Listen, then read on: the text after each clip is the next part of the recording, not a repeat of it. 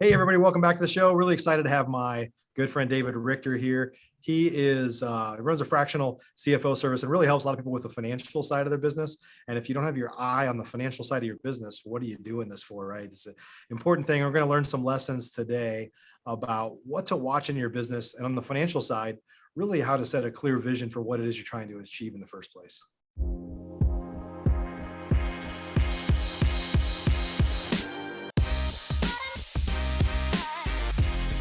Professional real estate investors know that it's not really about the real estate. In fact, real estate is just a vehicle to freedom.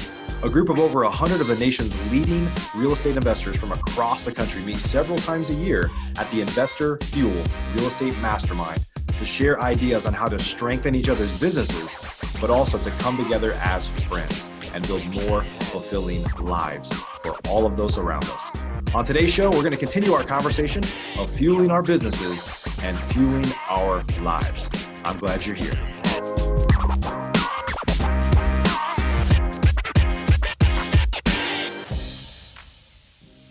Hey, David, welcome to the show. Hey, Mike, thanks for having me. Appreciate you. Yeah, good to see you, my friend. And so we run into each other all the time now. Not only are you in Investor Fuel, we're in a couple of other groups together. Yep. I know you've been traveling around. You're in a ton of different groups, kind of spreading your message, which is amazing. But always good to see you. And for those that maybe don't know you at this point, which I don't know how it's possible for many people to not know you these days, but maybe you could tell us a little bit about your kind of background. Sure.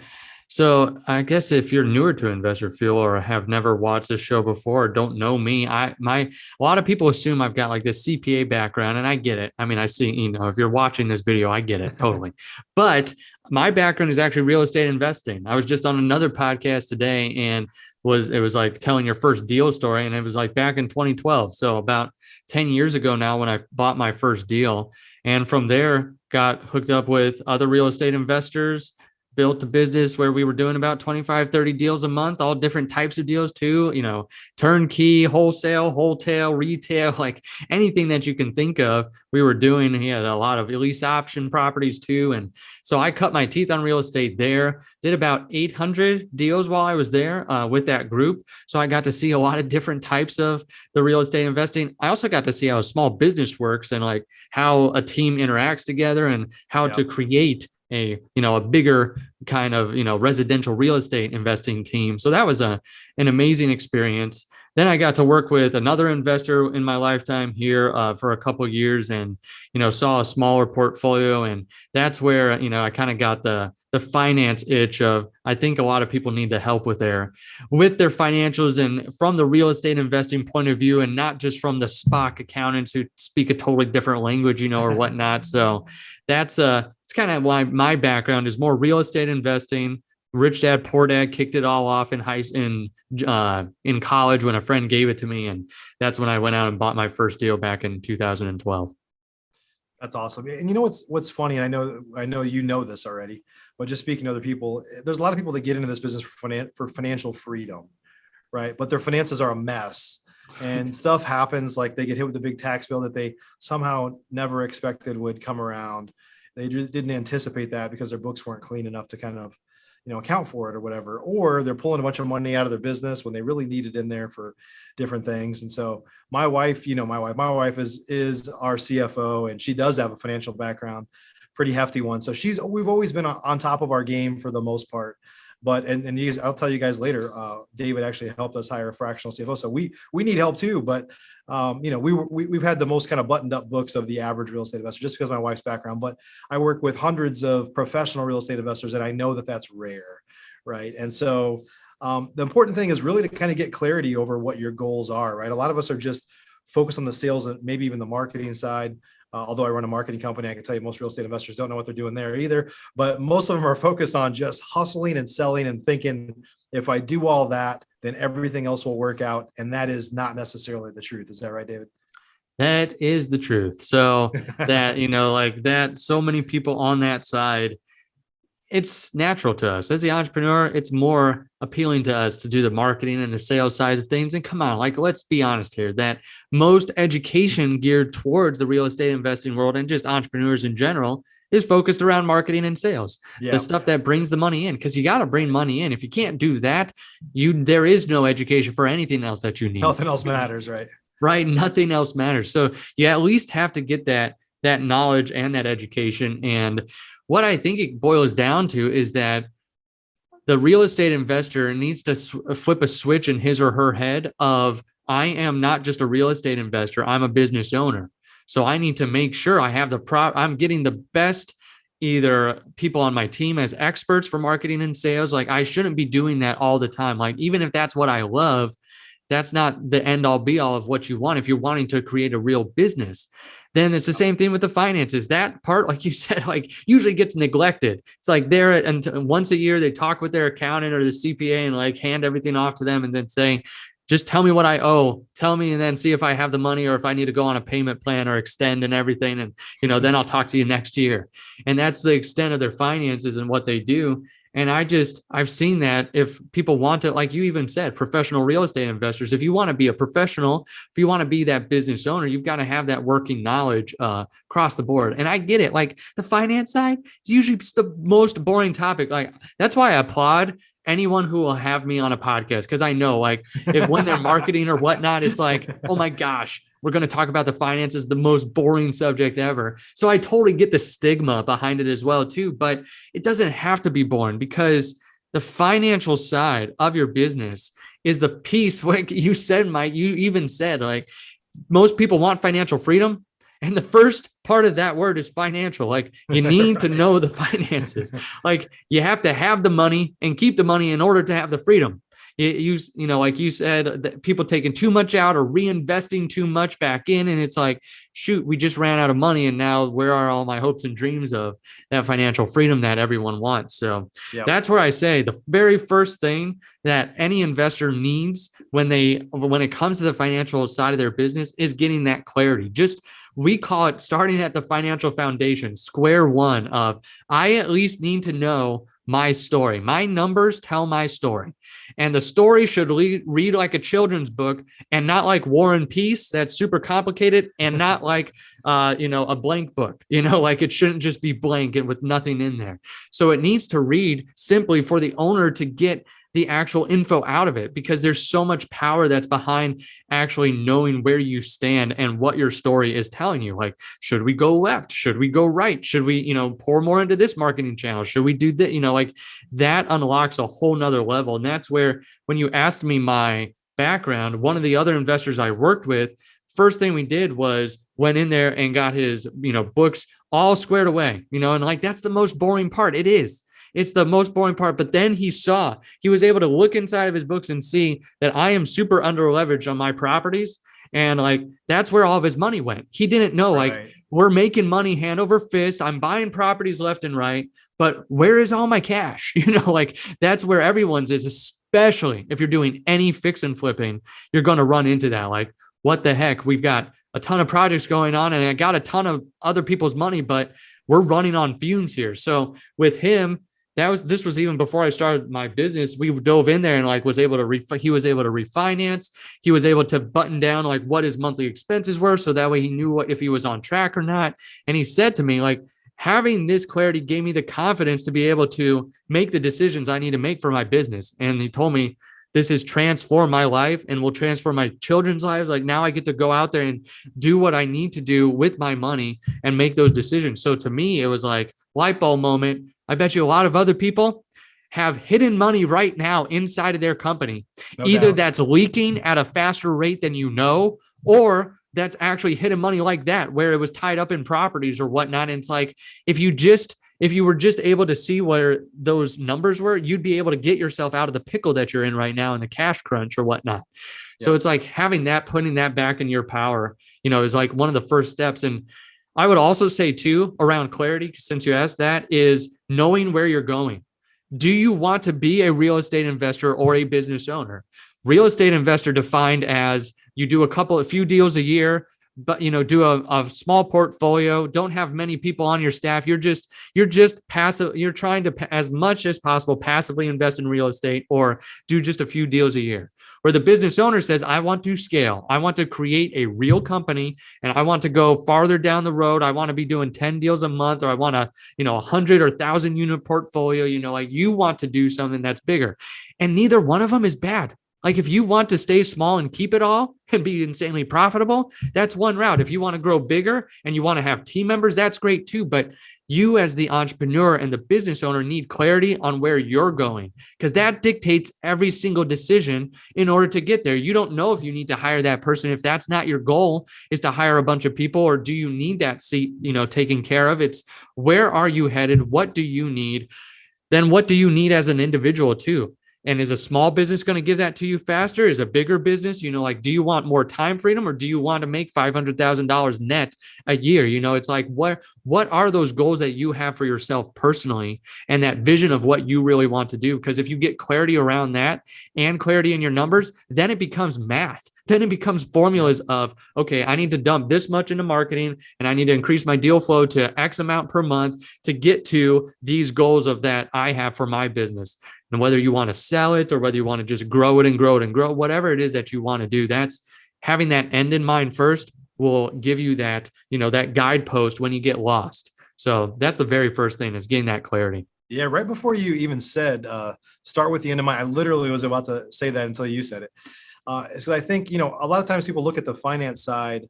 If you're not a financial person, you're not an accountant, they're looking at it as something that happens after the fact. But the truth is if you start with the end in mind, you have a goal. And I've said the same words that you just said many, many times, because I actually am a recovering finance guy myself, is that you have to, it's math. I've said those same words. It's just math. If you find out that on your average retail, you make 40 grand, on your average wholesale, you make 20 grand, and you know that it costs you $5,000 in marketing to generate a lead, that's almost all you need to know of what is it going to take for me to hit my goals, right? If I need to do 4 deals a month based on those numbers that we just shared there, then you can figure out this is going to be my revenue. This much is going to go to marketing. And then I have an admin, and this much is going to go to taxes. Like, you can start to figure out the buckets, right? Of Yep. what's going to go where and how much is going to be left for you. Now, it never works out perfectly to a plan. And that's why if you evaluate your financials on a monthly or quarterly basis, you have an idea of, like, here's what I set out to do. Here's what's actually happening. What decisions can I make differently now that I know this, right? Right. Exactly. And that's where putting those guideposts in place helps you get to where you want to be. And then it does, like we've said, it becomes math at that point. And you as the entrepreneur, the investor, the business owner, I know that's not the fun. The fun part to you is getting to that point. But if you never define that point, you won't get to that point. If you just say, I want financial freedom, what the heck does that mean for you? Because I know what it means for a lot of the clients we work with. Like, for one, it's that he wants to buy an RV to take his family around, and take a month off each summer for the rest of his kids' summers until they're off to college. Like, that's financial freedom to him right now. So it's like, what is that for you? Like, what goalposts do you have right now? What do you want for the future? So it just helps to get you actually where you want to be, because now you can measure it. Yeah, we're using a bunch of analogies here, but it's kind of like a GPS. It's like a map, right? It kind of helps you. Here's where I want to go. What's the best way to try to get there? Instead of just saying, I want to go west, and just start driving generally west. And then all of a sudden you don't know which way is west right now. I'm kind of turned around, right? Yeah. I'm pretty good with directions. And there have been times before where I'm going the exact wrong direction of where I thought I was going. So I got turned around. But that's what a map obviously does for you, or a GPS device these days, or your financial reports, and somebody to kind of help you guide the way there. So, in the past, one of the challenges, even though we've been fairly financially savvy in my shop, just because of my wife, we always relied on our CPA to help us at the end of the year. The truth is we would generally meet with him, and we still kind of do this today. We meet a little bit more frequently because we do more like tax planning, and we're a little more sophisticated now than we used to be, right? But we wouldn't meet until, like, the whole year would go by. We wouldn't meet until like November, and then we would try to predict what's going to happen for the rest of the year. And he would give us some guidance on, you can put this into your self-directed accounts. Do you need a new truck this year? You should buy it now, or whatever. We'd get some kind of tax guidance, and then somebody would kind of prep the forms. But we really were kind of flying by the seat of our pants most of our year, even though, again, my wife is fairly savvy, and we would look at financial reports, but we didn't really have anybody to kind of guide us. And I think that's more typical of the average investor is they view financial planning as tax prep at the end of the year, but it's really about having somebody to kind of look at your business every week, every day, every month, right? They can kind of give you some guidance and let you know where the bones are buried or whether there's issues popping up that you weren't aware of, what's your cash situation or whatever. And I think you've helped the industry in many ways of people start to realize that I don't have to have a full-time person on my staff. I mean, we outsource stuff to virtual assistants. A lot of us do. We outsource stuff to acquisitions managers, and they're usually a lot of times independent contractors and salespeople to help. And until you started kind of talking about this much more frequently, I don't think a lot of people realize that I can get a fractional financial person, an accountant, bookkeeper, even a CFO to help me. And I can just get a small fraction of their time. I don't have to have a full-time person, because for most people listening to this, it's not a full-time job, right? Right, exactly. Where I want to get that message out more just about fractional leadership, where, I think one CEOs, like especially who are listening to this and who are a part of our circles, are a dime a dozen, because there's so many out there that if you become a part of the circle, that's where you're interacting with all the other visionaries. But there's not that COO or those people that help you actually execute. Those are the people that are like gold to the visionary. Right. Where like they go to these meetings and it's like, yeah, we know there's a bunch of visionaries and we're going to get a bunch of ideas, but where's the meeting with all the people that are going to help us implement? So exactly. That's where I want to let people know, like, there's fractional leaders that you can hire, even if you have like an integrator in your business or a COO or a right-hand person. Why not hire a fractional COO of like $100 million company, like that has run huge budgets or run those things? Maybe they could level up your current integrator. Same thing on the financial side. What if you had someone there that had run finances for either large companies or other real estate investing companies, or knows the things to look out for you? Because so many people want to hire experts at the cheapest possible rate. I get it. If you're a business owner, you want to get the best bang for your buck. So that's where I love the concept of fractional leadership, because it's a fraction of the cost of a full-time person, and it's a fraction of the time too. So you're not killing yourself at a finance meeting every single day or an operations meeting every single day. So I just love the concept of fractional type of leaders for that. I want to get that out there, because even for my business, I've got people in our operations, but I just hired in the last month a fractional COO to like guide us, make sure we're growing as a leadership team, like to guide us and direct us. But I don't get this person, 40 hours a week. I get them at our leadership meetings and I get them at like random meetings in between. But, that's where I just want people to know there's that type of leadership out there. We were at an event recently, Mike, where what's his name? Robert Allen spoke, where he spoke about, where if you don't know Robert Allen, he wrote like the 1 Million Millionaire. He wrote, Nothing Down. He wrote, like real estate books. He wrote multiple streams of income. Oh, gee. Right. Yeah, exactly. He's got millions and millions of copies sold around the world of his books, and has and had millions and millions of dollars in royalties coming in from what he was doing. And he taught seminars and webinars, like all the different types of stuff back then, like live events he had. So, and tapes, I guess he had tapes and cassettes, like he had all this different type of stuff. And he told us this story, which just absolutely floored me, that he, he poured all of his money into real estate and into this specific house on a mountain that was absolutely gorgeous, high up in the mountains, and, like his dream house. And he thought he had arrived. Like, this is it. This is where I'm going to live and die, like on this place. It was built for him, like that was where he wanted to live out his days. And before they were able to move in, like right before then, I remember him talking that an avalanche came and totally demolished his house, that beautiful house, and the insurance wouldn't cover it, which just to me was like, oh my gosh. So all that millions of dollars that he had inside of this house, and all the, like all the assets that were tied to this house, because he said he leveraged other assets with his house, like he lost everything. Robert Allen, this multi-millionaire, multi-million books sold, went back to square zero. And it's like, that's where, if you don't have the right people on your team, what's your avalanche? Like what would take you out that right now that you're not seeing, because you don't know like what is that that's coming down the pipeline? If it's insurance or whether it's something on the books or the cash in your business, and like, shoot, you're going to run out in a month. And like, like, what is that avalanche for you? Because that's the questions. And like Keith Cunningham, like the Road Less Stupid, those types of books where he says the magic question is, what don't I see?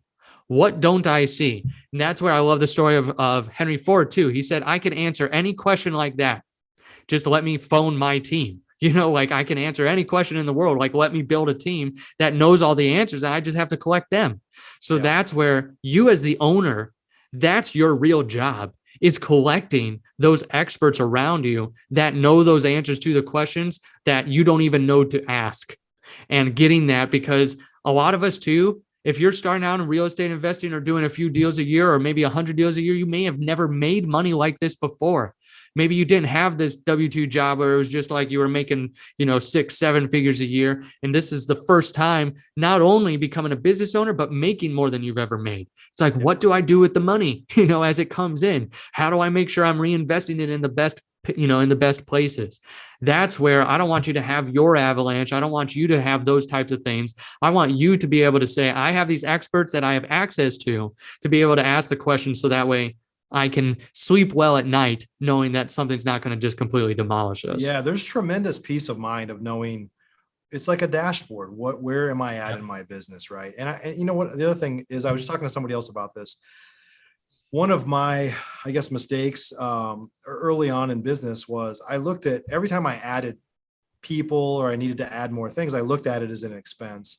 And I think in hindsight now, I look at it as, how do I effectively make that an asset? How do I make that additive to my business? So if I'm going to bring on a salesperson, well, it gives me more capacity to take on more leads. Therefore, I can advertise more. So if you look at it as like, my business is here and I'm not intending to grow it, and everything I add is an expense, that's one thing. If you look at it and say, well, how can I scale my business? Because the best part of business is when you start to scale and you can pull yourself back and you're making more money, you can afford to have a team, and now you have a business and not a job, right?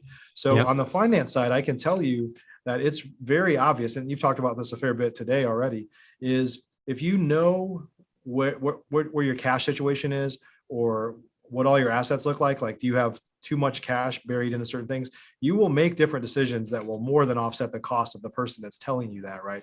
You can not borrow as much from other people because you have more cash. It's just trapped over here, and you'll stay a lot safer in terms of, if you're running low on cash, not making kind of bad decisions. So the cost of, having a fraction of somebody's time to kind of keep this all on the rails for you, so you don't have to worry about it, not only is there peace of mind, but it will definitely help you make more money, because that's your biggest, like, your cash and the real estate that we're buying with our cash, and sometimes certainly other people's money, is our biggest asset by far. But it's from the average real estate investor right now, it's definitely not being professionally managed, like from a finance side. I've shifted pretty heavily into multifamily, and not only do we have professional management teams, there's asset management teams that are professional finance people that are managing these things. But single family folks don't typically have people helping with that. They just have my wife, who's kind of detail oriented, does my bookkeeping, or my cousin kind of does it when she's not cutting hair or whatever. Like, we just like throw it over the fence to somebody else. And no offense to anybody that cuts hair, but my point is it's not their area of expertise. They just kind of did it in their own business and they're doing it for somebody else. And I can just tell you that's not the right way to run a professional business. I love what you said too about, the team being an investment, because that, especially if you're wanting to build a business, that's how to think about it, because there's two ways to think about it. Am I going to get a return on money or return on time with this person? With marketing and salespeople, it's usually return on money. Like, there should be an actual number tied to that. And if it's admin, operations, finance, that's usually return on time. Usually they're telling you the best ways in order to increase efficiency, or the best ways to spend the money in order to get a better return, or they're helping you not do a seat that you would hate sitting in, so they're helping you give a return on your time. So I would think about it like that. Another light bulb moment for me was, as I'm going to different events and learning and leveling up my thinking, is with my team, how can I pay them the most and still have a profitable business? Because we so many times think I need a VA, I need the cheapest option, but we need to be thinking, how can I pay these people the most and still run a profitable business? Because I want amazing people that not just do work for me. I want amazing people that think and solve problems and that are able to put other team members together and like be the leaders of the leaders, so it's like, how can I build a team like that? Like, how can I invest the money in order to get the best people in the right seat? So I just love that you brought that up too.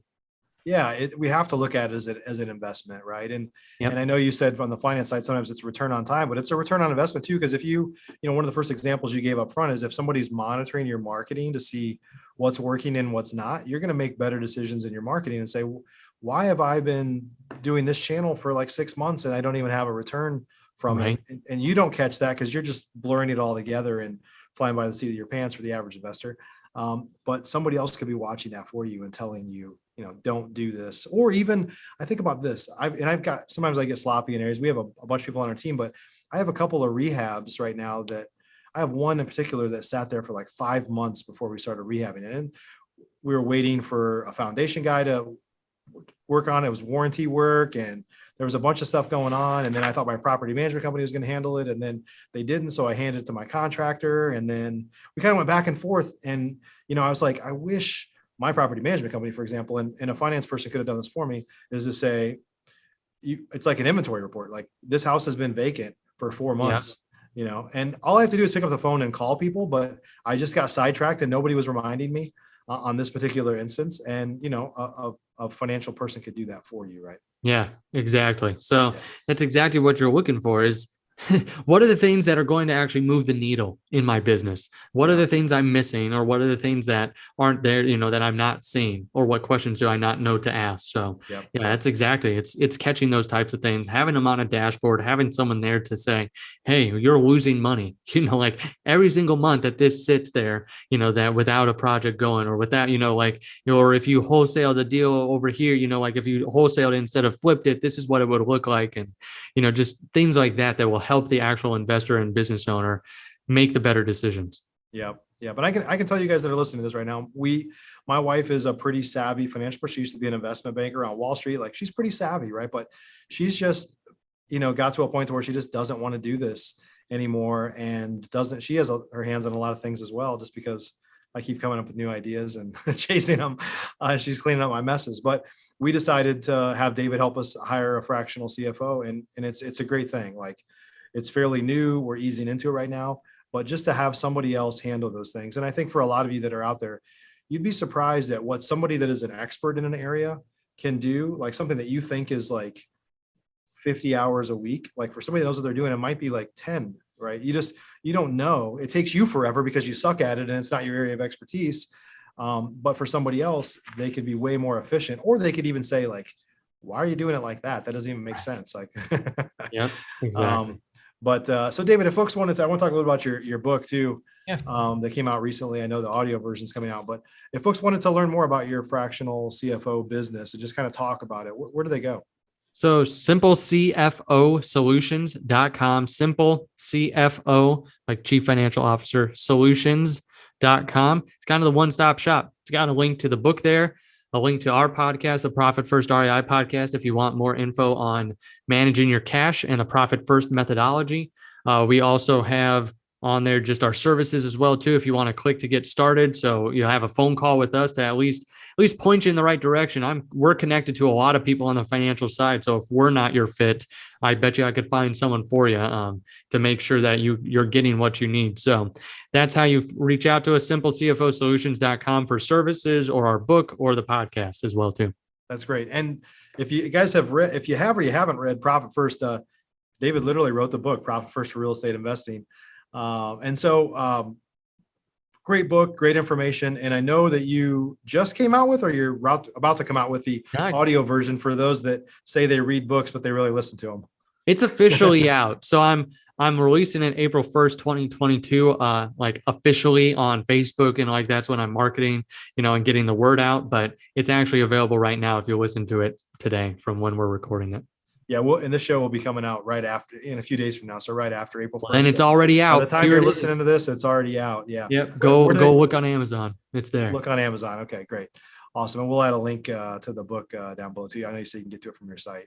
So Awesome. David, good stuff, my friend. So you've been a part of, you've been serving our Investor Fuel members for a couple of years now. Would you mind just kind of sharing a little bit of your insight? You're in a lot of different groups and stuff too. Would you mind sharing a little bit of insight into your Yeah. experience with Investor Fuel? So I feel like the leadership with Mike and with everyone there is just very go-giving, good hearts. They want what's best for you.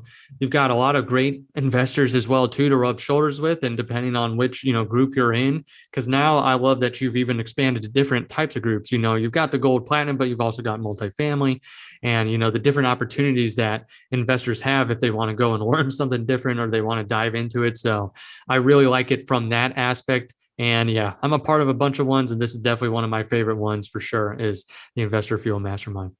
Awesome. I appreciate that. So David, you give the link one more time. It's simplecfosolutions.com for folks. Any other way to connect with you at all, or is that the best place for them to go? That's the best place to go. I've got my Facebook and LinkedIn and Instagram and whatnot, so you can connect with me there. I'm about full on the Facebook friends. It's like, always teetering on the 5,000 right now. Yep. So you can at least follow there. Also, we've got a Facebook group, Profit First for Real Estate Investors. So that's where people ask questions, or I post in there, like some of the philosophies or tools and whatnot as well too. So, but you can find that from our links as well too on simplecfosolutions.com. Awesome, David. Hey, appreciate you. Appreciate you for being a great member of Investor Fuel as well, and serving so many of our members and helping me. So I appreciate that. Yeah, for sure. Everybody, if you have not checked out Investor Fuel yet, at the time that this is coming out, our next meeting is literally just around the corner, a few weeks out. We'd love to talk to you about it. Our group has been growing rapidly. We're coming up on our 5-year anniversary actually this fall, and we've really created an amazing group of people that give and share and are just doing life together. And so if you're a professional real estate investor, whether it's on the single family side or the multifamily side, we'd love to tell you more about it. You can go to investorfuel.com, click the apply link, schedule a call with us, and we'll tell you more about it and see if we're a fit. So appreciate you. Otherwise, we'll see you on the next show. Have a great day. Are you an active real estate investor? If so, and you want to latch on to the power of surrounding yourself with over 100 of the nation's leading real estate investors, all committed to building stronger businesses and living richer, fuller lives, you should jump on a call with us to learn more about Investor Fuel. Simply visit investorfuel.com to get started.